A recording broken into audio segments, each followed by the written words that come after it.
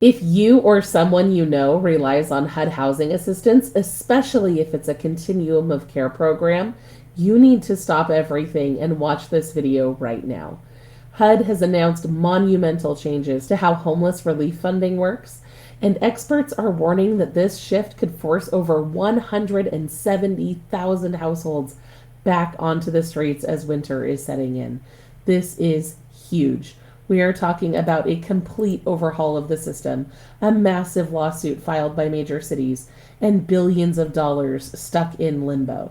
I'm going to break down exactly what's going on, what the new rules are, what programs are facing cuts, and most importantly, at the end of this, I have a free printable cheat sheet that I'm going to give you to help figure out if your program is affected, and if so, what you can do about it.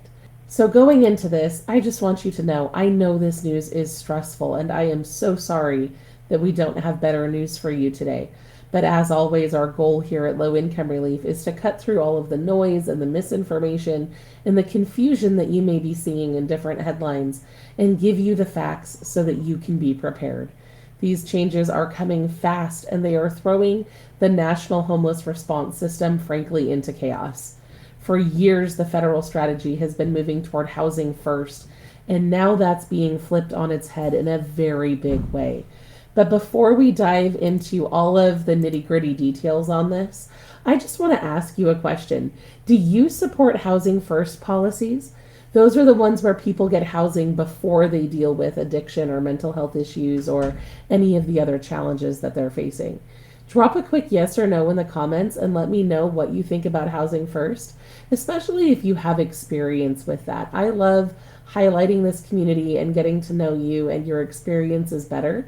So if you've recently secured housing or won a battle with the bureaucracy, please let us know in the comments, because we learn a lot from the experiences that you share with us. Now, while you guys are typing that out, let's give you some background on this. So to understand why these 170,000 people are at risk, we need to look at how the philosophy has changed under the new administration. So for the last decade or so, HUD has been using that housing first model, and the idea behind that was pretty simple, right? You provide a roof first, and then you offer services like drug treatment or job training. Now, proponents argue that this helps stabilize people so that they can recover. As one of our viewers, Loves Enchiladas, told us in a recent comment, Maslow's hierarchy of needs can give a basic understanding to anyone who doesn't understand why housing first models are so necessary. Basically, it's really hard to get sober or hold down a job or make those big fundamental life changes when you're freezing on a park bench and you don't have anywhere to go, right? You meet the housing need first, and then it becomes easier to make those positive life changes. And we've seen so many reports and studies done on this that have shown the profound positive impact that those housing first policies can have. Salt Lake City has done a long-term experiment on this that has had phenomenal results. So unfortunately, the new HUD leadership is calling housing first a failed ideology. In a press release that was sent on November 13th, HUD said that housing first, quote, encourages dependence on endless government handouts while neglecting to address the root causes of homelessness, end quote.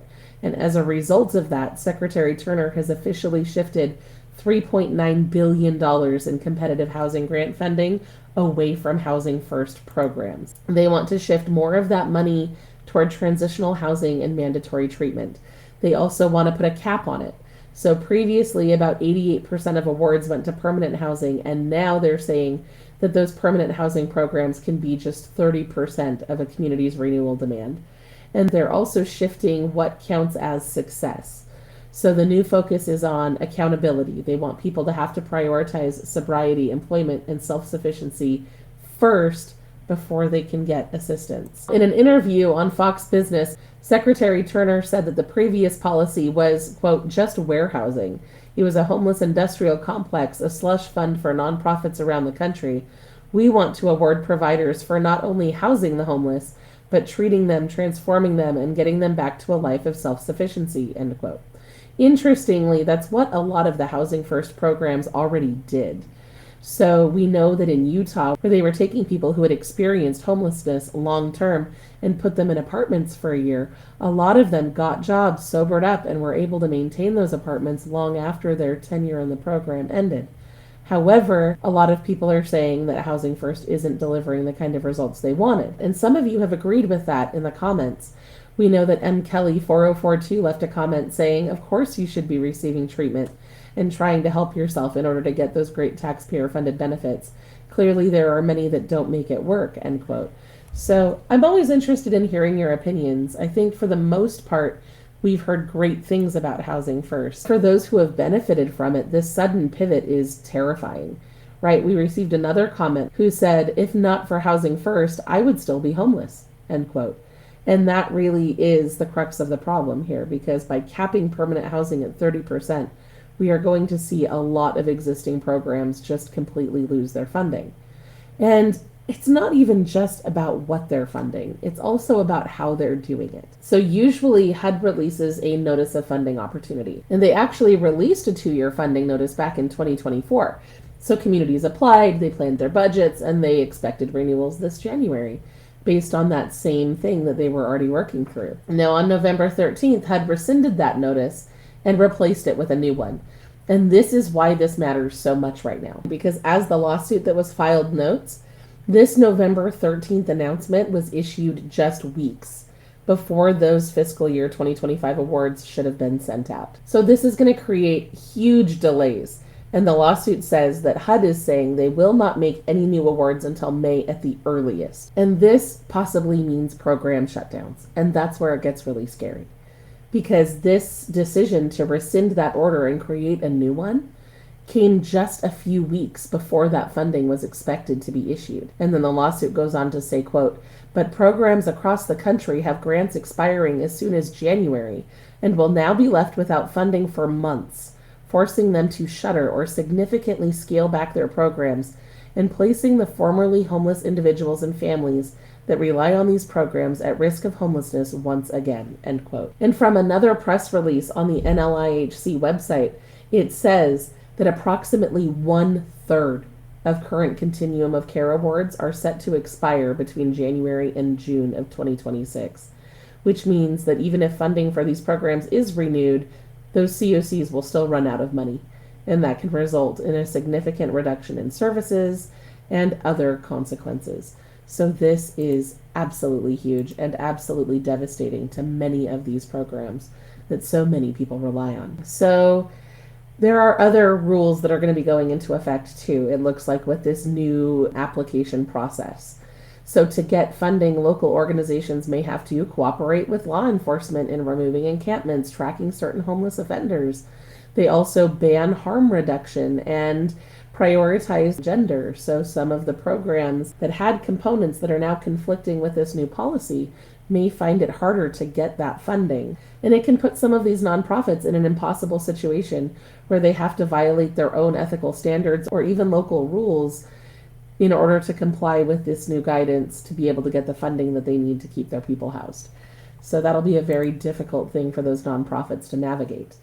Now, we know that this has triggered just an absolutely massive lawsuit. The Low Income Housing Coalition, in addition to many other localities and nonprofits, has filed a lawsuit suing HUD and Secretary Turner for this decision. And if we just hop over here to my screen, I can show you really quickly on here all of the different people who are suing in this case. You can see the list of plaintiffs here include the National Alliance to End Homelessness, the National Low Income Housing Coalition, Crossroads Rhode Island, Youth Pride Inc., City of Boston, City of Cambridge, Martin Luther King Jr. County, Metropolitan Government of Nashville and Davidson County, County of Santa Clara, City and County of San Francisco, and the City of Tucson have all joined together in this lawsuit to try to change what is happening here. Now, although I'm not a lawyer, the different press releases and the things that I read today say they're suing because the new rules are arbitrary and capricious.